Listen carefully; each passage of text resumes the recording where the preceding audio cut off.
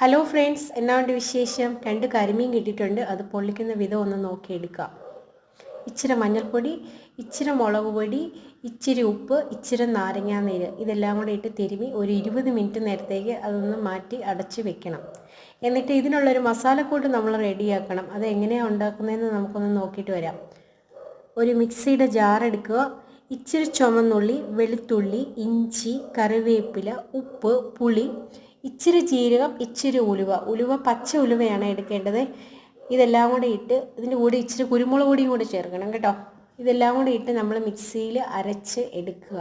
അപ്പോഴേക്കും നമ്മുടെ മീൻ നമ്മൾ അടുപ്പിൽ പൊള്ളിക്കാനിട്ടത് ഫ്രൈ ആയിട്ടുണ്ടാവും. അതിനെ തിരിച്ച് മറിച്ചൊരു 3 മിനിറ്റ് നേരം കൊണ്ട് നമ്മളതിനെ ഫ്രൈ ചെയ്തെടുക്കണം. എന്നിട്ട് ഈ മീൻ മാറ്റി വെച്ചിട്ട് ഇതേ എണ്ണയിൽ തന്നെ ഈ അരപ്പ് നമ്മൾ ഇട്ടിട്ട് അതിനെ കുറച്ച് നേരം ഇളക്കിക്കൊണ്ടേയിരിക്കുക. അപ്പോഴത്തേക്ക് ഇതിൻ്റെ ഒരു കളർ മാറി വരും കേട്ടോ.